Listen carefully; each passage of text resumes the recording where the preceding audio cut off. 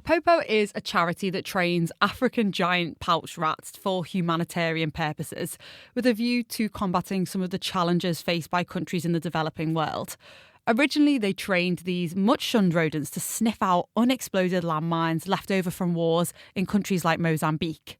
More recently, their keen sense of smell has also enabled trainers to develop them into excellent detectors of tuberculosis carriers, so that patients can get diagnosed more quickly than before and receive treatment. Now, these hero rats, as they've been dubbed, are being prepared for a new mission: search and rescue from sites of natural disaster. James Titko got the story from Donna Keane.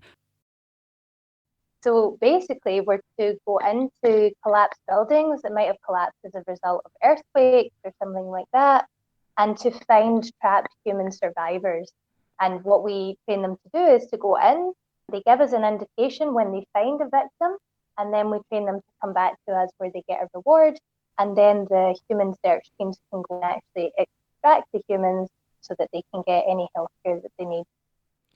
And what's that training process like of training a rat to be able to go into a disaster site and be able to help the search and rescue team find the people in trouble?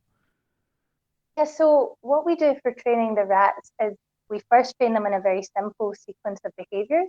So that involves being released into a certain area where there's a human hidden somewhere. And what we want the rat to do is move as quickly as possible to where that human's located. They then pull a ball that's on the vest that they're wearing or the backpack.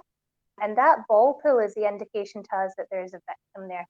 Researchers will start a beeper, and that beeper is the signal to the rat to come back to where they were released from because it's done its job.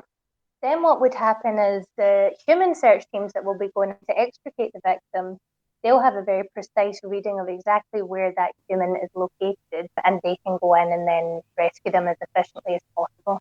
You send the rats in with this little harness on and they hit that button on it when they encounter someone in trouble and they get a reward as a result.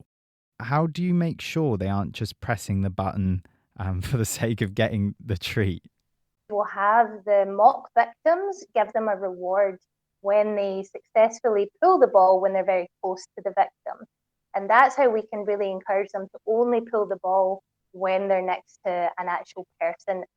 I'm assuming that rats are useful here because their size means they can reach people in hard to find places. But are there any other reasons that rats in particular are so suited for this job? They have a sense of smell comparable to dogs, and they're also just as trainable as dogs. And we know that search dogs have been used for a very long time for search and rescue efforts very, very effectively. But as you say, our rats have this advantage that they're very small. So we hope that they'll actually get inside and penetrate the debris and get very close to the humans that are trapped there so that we can get a very accurate reading of where they are. How long do you think it might take before we're seeing rats deployed in disaster sites? The amount of time for training varies quite widely across our project. So it's very hard to guess when we're still in development how long that might take. So for example, for landmines, it takes around 9 months to a year for a rat to be trained.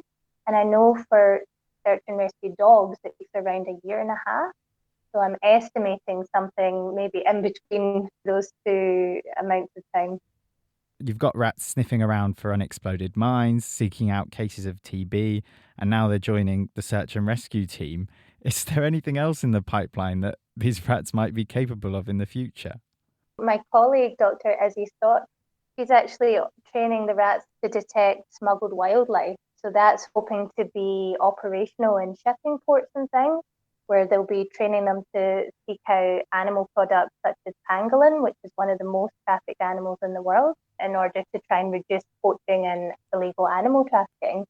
But the other two projects that I'm leading, there's also soil contamination, training the rats to detect petroleum hydrocarbons in soil for environmental cleanup. And we're also training them to detect brucellosis, which is a disease that commonly affects livestock, but it can also be passed to humans.